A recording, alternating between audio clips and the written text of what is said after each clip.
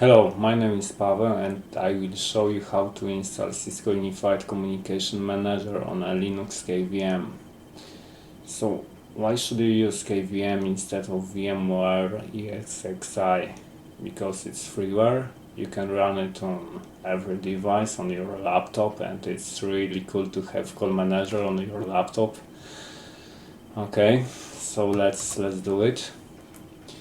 So we need to start with downloading the ISO file which contains call manager, and this is the standard file which Cisco publishes on its web page. I will use 10.5 release, which is the latest release, and this is the file which you need to download. It's a non-bootable file, but we will create a bootable one. So I've already downloaded the file and it's located in the downloads directory. Yeah, this is the one. So we need to create a directory in which we mount the ISO file. ISO.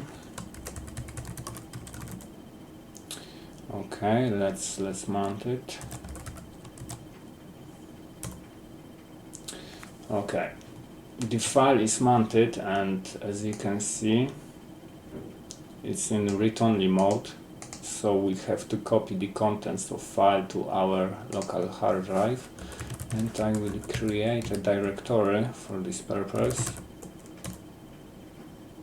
and I will use rsync function to copy the files. It will take a while, so in the meantime we can check the specifications for a virtual machine which we need to use in KVM. So for version 10.x, for 1000 users we need to use at least 2 virtual CPUs, which means 2 cores, 4 GB of memory, and 1 hard drive with 80 GB of space.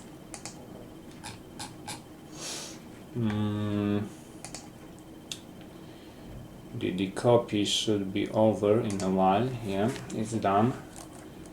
So let's go to directory in which files are located, and we have to do 2 things. The first one is to rename the file, which will enable the support for KVM, and it's located in Cisco hssi directory, server implementation, KVM. As you can see, there are 2 supported platforms for this release. It's KVM and VMware. So let's go to KVM, QEMU, shared bin, and we need to remove proposed suffix from this file. So let's rename it. Done. The next thing is to disable SNMP hardware monitoring detection. So we will go to the main directory, and again we need to go to the Cisco base scripts.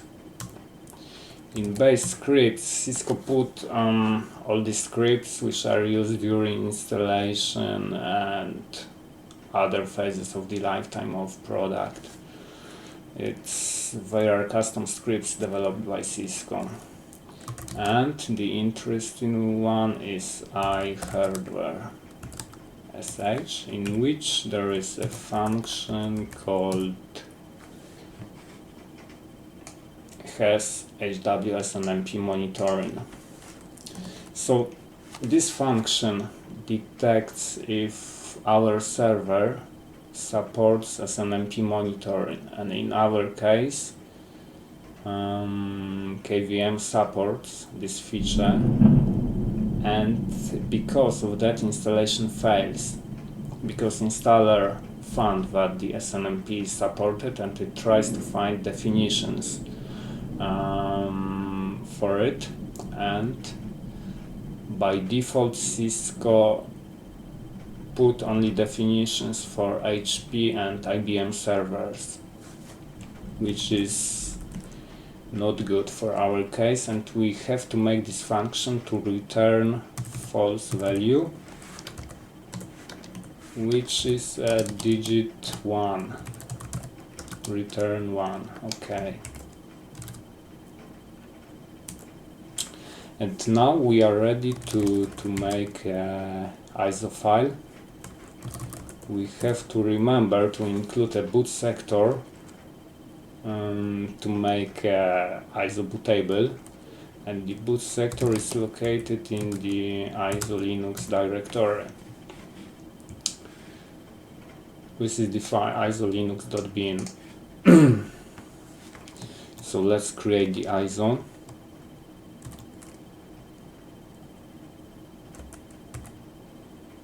Oh, before doing this, I would like to show you one more file, which is located in Cisco hssi server implementation KVM QEMU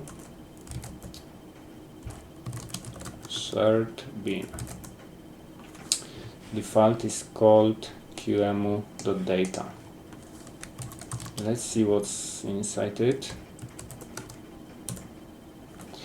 Here we can see minimum specifications for a KVM machine. We can see that it should include minimum 2 GB of memory, one hard drive with 72 GB, and disk access should be configured for virt.io. Okay, so let's go back to main directory and create the ISO file. As you can see, I put the path for the boot sector.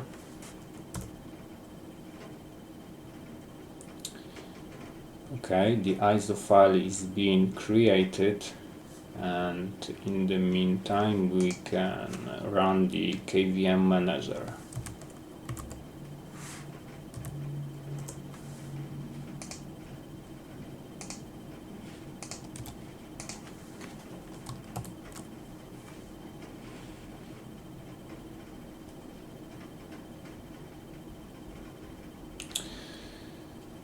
Okay, we have to wait until it finishes. Okay, the ISO file is ready. It should be in TMP directory. Yes, it's there. And on the left side we can see Virtual Machine Manager. As you can see, there is already CUCM 10.5, so I will create a new one. Let's call it CUCM demo, and we will point to the file which we created 1 minute ago.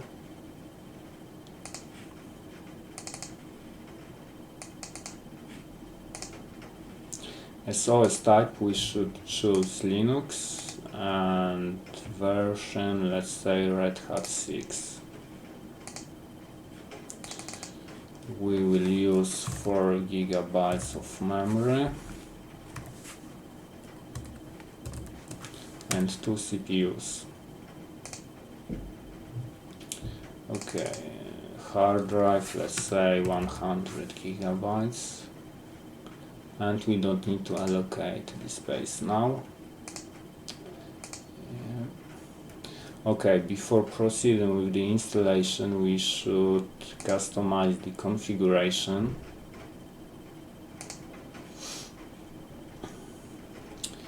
So first of all, we need to check disk options. and disk bus should be configured with virt.io, because in other case the installation will not detect the hard drive. And let's check the network interface card type. Let's choose also virt.io, and normally you should choose the device to which network is connected, like a bridge or not, or whatever. I will skip this case because it's only just a demo. So let's begin the installation. I will close the command line, and as you can see, the installer is booting. It's detecting the hardware. Okay, let's skip the media check.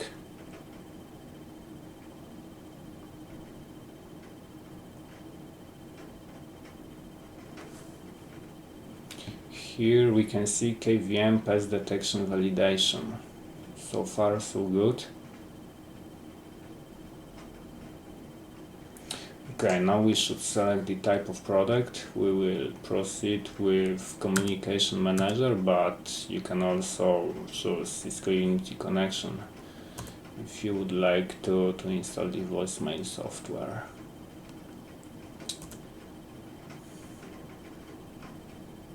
So this is the standard installer, and I will skip the installation wizard because it would take too much time.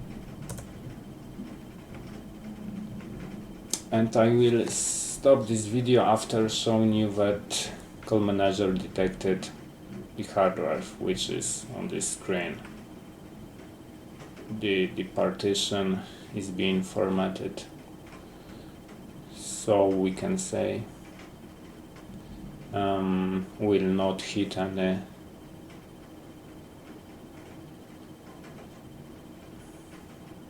errors after. So thank you for watching this video, and if you have any questions or comments, just put it on YouTube or send me an email. Thank you.